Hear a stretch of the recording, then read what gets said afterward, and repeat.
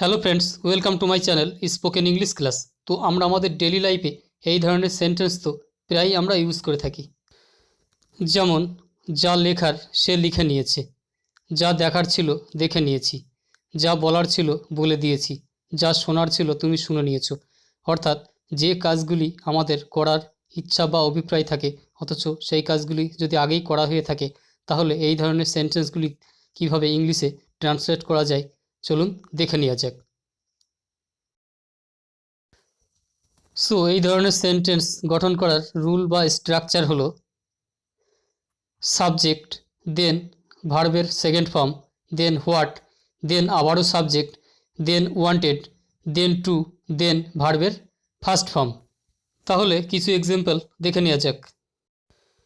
যা লেখার সে লিখে নিয়েছে। He wrote what he wanted to write. He wrote what he wanted to write. যা দেখার ছিল আমি দেখে নিয়েছি। I saw what I wanted to see. I saw what I wanted to see. অথবা I watched what I wanted to watch. I watched what I wanted to watch. যা বলার ছিল বলে দিয়েছি।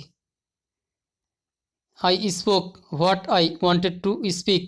I spoke what I wanted to speak. যা করার ছিল করে ফেলেছি। I did what I wanted to do. I did what I wanted to do. যা শোনার ছিল তুমি শুনে নিয়েছো। You heard what wanted to hear. You heard what wanted to heard. যা ভাবার ছিল রিমা তা ভেবে নিয়েছে। Rima thought what she wanted to think.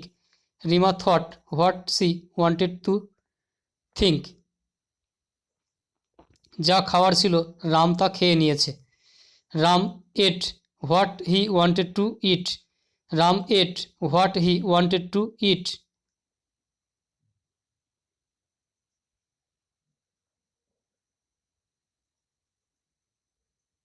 যা পড়ার ছিল পড়ে নিয়েছি।